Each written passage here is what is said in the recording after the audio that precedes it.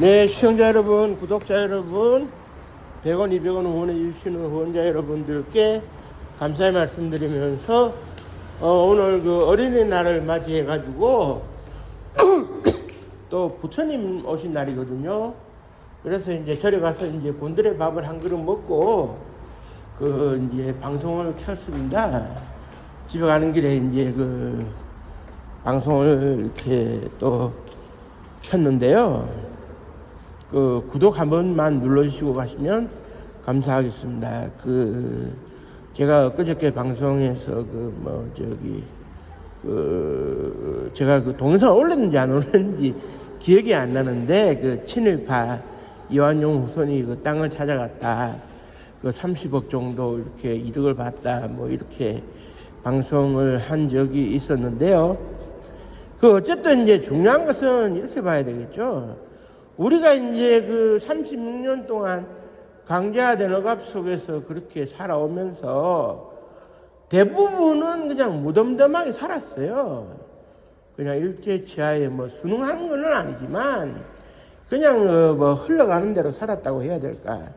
그렇지만 한쪽에서는 나라를 팔아먹는데 앞장섰고 또 한쪽에서는 풍찬 노숙을 해가면서 먼 거리를 이동해 가지고 도망을 다니면서까지 그 총칼을 울리매이고 그 독립운동을 한 것도 이제 사실이에요. 그러다가 우리 사회에서 어느 정도 이제 논의가 시작이 될 때 이 친일파에 대한 규정이 있어야 되겠다. 그러다가 2004년도 이후 2009년도 무렵에 완벽하게 이제 친일파 규정이 국회에서 이루어지고 그리고 국민성금으로 해가지고 친일인명사전이 민족문제연구소에서 이제 나오게 됐는데요. 참고로 민족문제연구소에서 만든 그 친일인명사전은 제가 소개를 좀 하겠습니다. 이거 제가 결코 민족문제연구소 회원으로서 책을 팔기 위해서 하는 게 아니고요. 그 소장용으로 세 권 한 세트를 가지고 있는 것이 좋기는 하겠지만 그게 현재 가격이 30만 원이고 회원 가격이 21만 원인데 굳이 사실 필요가 없다는 말씀을 드리고요. 다만 친일인명사전은 꼭 구비를 하고 싶으시면 우리가 짜장면 곱빼기 한 그릇만 안 먹으면 되는 돈 10,000원만 있으면 되는 것이 현재 구글 플레이 스토어나 애플 앱 스토어 스마트폰으로 접속을 하시면 거기 어플리케이션을 판매하는 공간이 있잖아요. 거기에 친일인명사전을 검색하시면 10,000원으로 어플리케이션 구매가 가능하고 폰을 바꿨을 때 재다운로드가 가능하니까 차라리 10,000원을 주고 그 친일인명사전을 어플리케이션 형태로 다운받아서 이용해 보시기를 간절히 이제 권해드리고요. 굳이 30만원 주고 책을 살 필요는 텍스트로 이제 만들어진 책을 살 필요는 없다. 그런 말씀드립니다. 책도 상당히 좀 무겁습니다. 무겁고 그리고 이제 그러면서 이제 책 속에 이제 친일을 했다고 하는 사람들의 명단이 그게 이제 가나다 순, 우리나라에서 가장 많이 통용되는 가나다 순으로 해가지고 이제 실려 있는데요. 그런데 이제 국회에서 그때 당시에 김희선 의원이 중심이 돼가지고 친일파를 규정짓는 기준을 세울 때 이 기준이 조금 애매한 거 아니냐 하는 논란이 있었어요. 그래 이제 그 당시의 기준을 설명드리면 일본 군에서 복무를 한 친일 군인들 중에서 5장 계급, 중위 계급을 기준으로 삼았어요. 그런데 이제 5장 계급이 어떤 계급이냐면 부사관 계급인데 우리 계급으로 따지면 중사. 그리고 이제 중위 계급은 우리 계급으로 따져도 중위, 소대장 정도 되는데, 그런데 이 기준이 어떻게 이제 만들어지게 됐느냐. 그래 이제 그때 국회에서 이제 전문위원들이 얘기를 한 게 뭐였냐면, 병사들의 경우에는 강제로 끌려갔기 때문에 자신의 의사와 반해서 무력으로 총칼의 협박으로 강제로 끌려갔는데, 징병을 당한 사람이 무슨 친일파의 기준에 들어갈 수 있느냐? 그건 말이 안 되지 않느냐?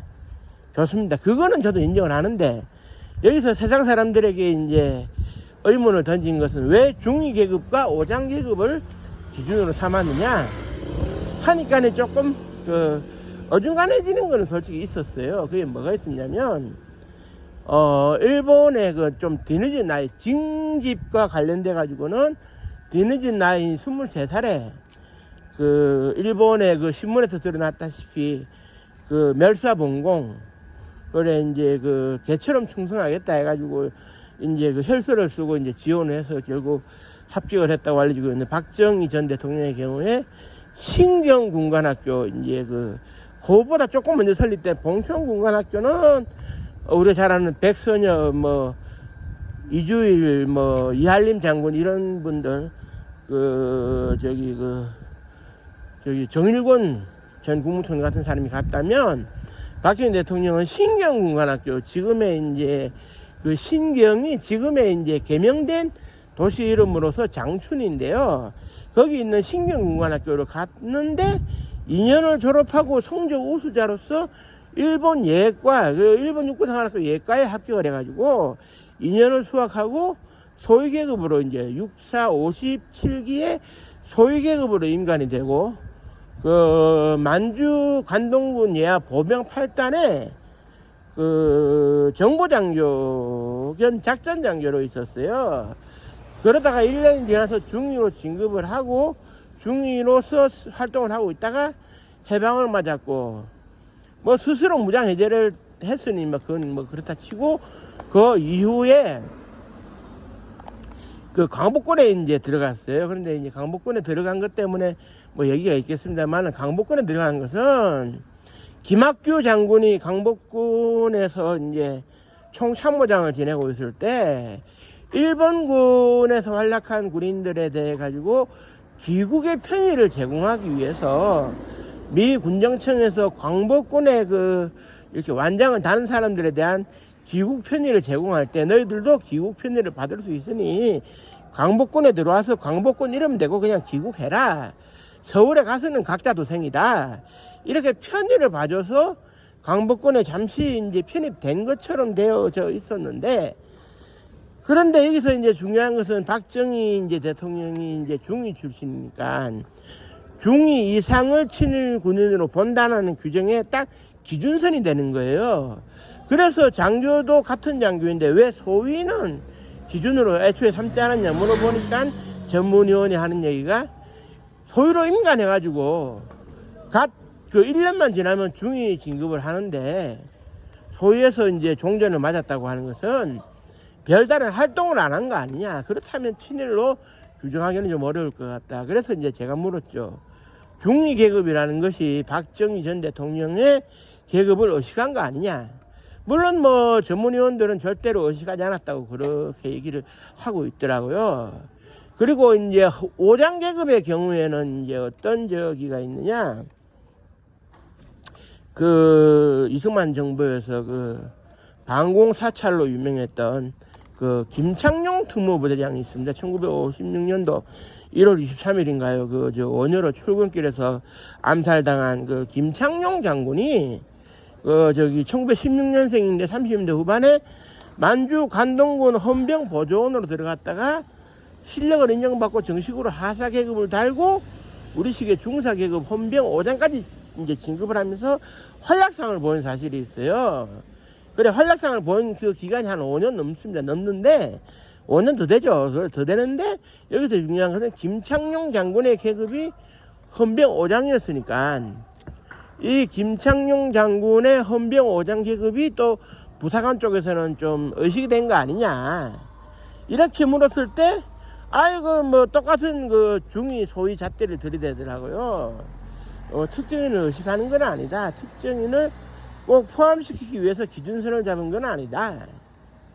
그런데 이제 여기저기에서 입장이 다른 사람들에게 있어가지고는 이게 논란은 좀 있을 수 있는. 그래 이제 우리 사회 친일 인사들에 대한 논란은 예전부터 있어 왔어요. 그래 이제 임시정부의 주석이었던 백범 김구 선생님이 뭐라고 했냐면, 우리는 풍찬 노숙하면서 독립운동을 했다. 그렇기 때문에 친일파는 반드시 처단을 해야 되는데, 사실상 일제강점하에서 조선반도에 살았고 그냥 평범하게 살았던 일반 사부대중들이 결국 평범하게 살았다는 것은 일본 제국주의 조선총독부의 정책에 따라서 살았고, 순응하면서 살은 걸 수 있다. 그래서 순응을 해서 살았다고 볼 것 같으면 이건 하나의 또 친일이 아니겠느냐. 그래서 문제를 삼을 수 있다라고 얘기를 했어요.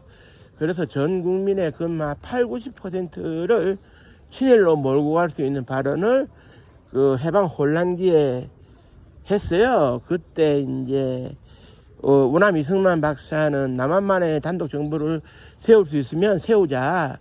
전염병에 해당되는 공산당과는 손을 잡지 말자 하면서 새 정부를 세우는데 당장에 친일을 했느니 독립운동을 했느니가 뭐가 중요하겠느냐.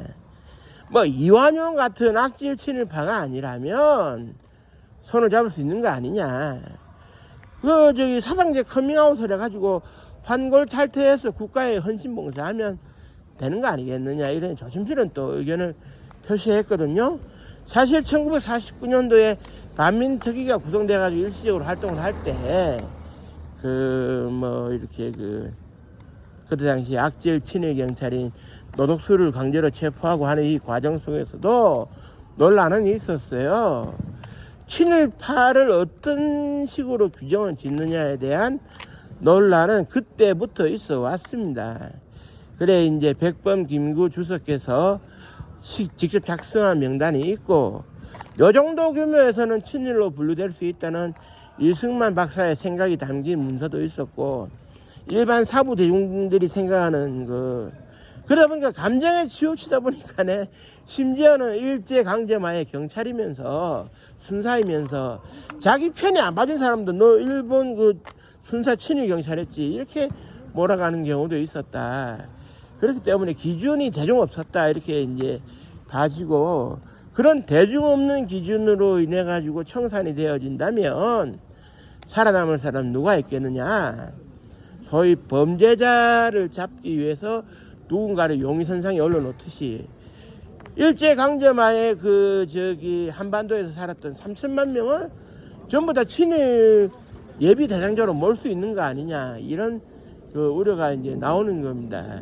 그래서 이제 해방됐다고 마냥 막걸리 한 잔에 파전 한 접시 할 수는 없는 상황이 되는 거죠. 그 논란 속에서 지금까지 쭉 있어 왔는데요. 결국은 그렇습니다. 제가 말씀드리고자 하는 것은 국민 모두가 인정하고 사부대중 모두가 인정할 수 있는 공적인 기준이 단 한 번도 마련된 적이 없고, 어떤 이념이나 그런 정당이나 그런 특정 세력의 구미에 맞춰가지고 이제 친일파 규정이 이루어지다 보니 지금도 이제 논란을 빚고 있다 이렇게 말씀드릴 수가 있을 것 같아요. 우리가 봤을 때 나라를 팔아넘기는데 가장 앞장선 이완용 경우에 친일파로 의심하지 않는 사람은 없을 겁니다.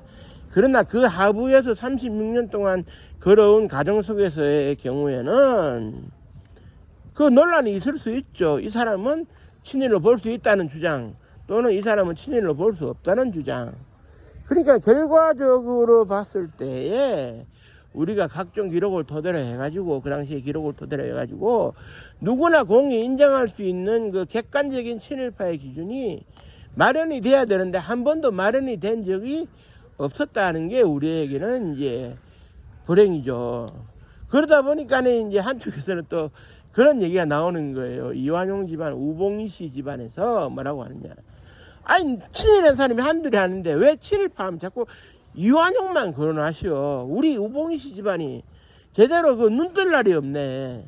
이런 반발까지 이제 나오고 있는 실정이에요.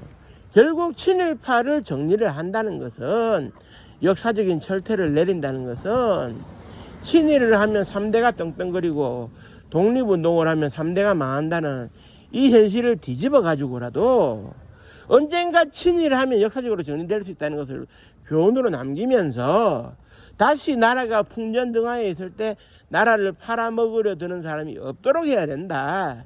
이것이 핵심이 되어야 된다. 이렇게 저는 보고요. 그래서 이제 국사편찬위원회가 이제 가장 많은 자료를 가지고 있으니 거기서 중심이 돼가지고 국가기록원이라든지 모두가 협력을 해가지고 국민 모두가 공감할 수 있는 위원회를 만들어서 그 위원회에서 국민 모두가 공감할 수 있는 그런 친일 인사 기준을 마련해야 될 것 같아요. 물론 지금은 현재로서는 공식적으로는 이제 민족문제연구소가 국민적인 성금을 걷고 국민적인 성원을 받아가지고 이제 친일 인명사전을 이제 만들었으니까 그 친일 인명사전의 기준이 그나마 가장 객관적으로 보입니다만은 거기도 한계는 있을 수 있다. 논란의 여지가 있는 인물이 있을 수는 있다. 그렇다고 한다면 보다 한층 더 두껍게 그 시대를 바라보면서 조명할 수 있는 그런 기관이 있어야 된다. 그런데 이제 그런 기관이 존재하는 그 자체를 불쾌하게 여기는 사람들이 있는 건 사실입니다. 왜 지난날의 역사를 굳이 들추려고 하느냐라고 저항하는 세력은 있기 마련인데요. 그런 저항하는 세력은 단칼에 물리칠 수 있어야 된다 하는 것이 이제 제가 보는 관점이고요. 공명정대하게 역사를 한번 기준에 그런 정의를 이제 마련하고 가야 된다. 저는 그렇게 이제 생각을 하고요. 이런 역사적 정리가 없이 또 흘러간다면 지금같이 위태로운 동북아시아 정세에서 또 정신 나간 짓을 하는 사람이 생길 수가 있다 이겁니다. 그런 사람들을 미연에 방지하기 위해서라도 역사적 철퇴의 기준은 마련이 되어야 한다는 것입니다. 단순히 그때 당시에 조선 총독부에 녹봉을 먹었는데 친일파로 규정한다 이런 단순 무식한 생각에서 우리는 벗어나야 된다는 겁니다. 철두철미하게 검증이 이루어지지 않으면 모두를 만족시킬 수는 없죠. 그래서 100%는 만족시킬 수는 없더라도 99.9%가 만족할 수 있는 기준을 마련하고 철퇴를 내릴 수 있어야 된다 이겁니다. 그 작업은 누구를 처벌하자는 기준은 아닙니다. 그러나 공적인 그런 역사 교과서에 심판대에 올려서 자손대대로 조상들을 부끄러워할 수 있는 그런 토대는 마련이 돼야 되겠다 하는 게 이제 저의 생각이고요. 그렇기 위해서 우리가 이 작업을 이제 서둘러야 할 것 같아요. 역사라고 하는 것은 지난날을 들여다볼 수 있는 거울이고 반성을 할 수 있는 기회인데 반성을 할 수 있는 기회를 놓쳐서는 안 되겠습니다. 1909년도 레오폴드 벨기에 2세 국왕 장례식 미사에 참석하고 나오던 이완용을 칼로 찌른 바 있었고 법정에서 사형을 선고받은 이재명 의사가 그런 얘기를 했어요. 이완용의 가장 마지막 잘못은 잘못을 해놓고 반성하지 않은 죄라 그랬거든요. 잘못은 누구나 할 수 있습니다. 그러나 잘못을 했는데 반성을 안 한다면 그건 인권을 부여할 수 없는 지경에 이르는 거 아니냐. 저는 그렇게 이제 생각을 하고요. 그래서 이제 이러한 기준으로 철퇴를 내림으로 인해 가지고 친일파나 후손들에게 역사적으로 반성할 수 있는 기회는 줘야 된다. 그들의 얘기도 들어보고 반성할 수 있는 기회는 줘야 된다. 저는 이제 그렇게 생각을 하고 그런 국민적 공감대가 형성이 되어야 된다고 생각하는데 그런 국민적 공감대가 형성이 되는데 국가 예산이 많이 들지는 않아요. 그러니까 우리가 많은 낭비를 소비할 필요는 없으니까 그런 공식적인 그런 과정을 한번 우리가 뼈 아프지만 겪어야 된다고 생각을 하고요. 전 세계 모든 국가들이 다 그런 과정을 겪고 있지 않습니까? 우리라고 피해서는 안 되고 우리도 이제 겪을 수 있으면 겪어서 이거 슬기롭게 극복할 수 있어야 된다 이제 생각합니다. 물론 뭐 오늘 이 어린이날이고 부처님 오신 날인데 무거운 주제를 들고 왔기 때문에 좀 조심스럽습니다만은 언젠가는 그런 기회의 장이 열려야 된다는 말씀을 드리면서 오늘 방송 마치도록 하겠습니다. 끝으로 구독 한 번만 눌러주시고 가시면 고맙겠습니다. 감사합니다.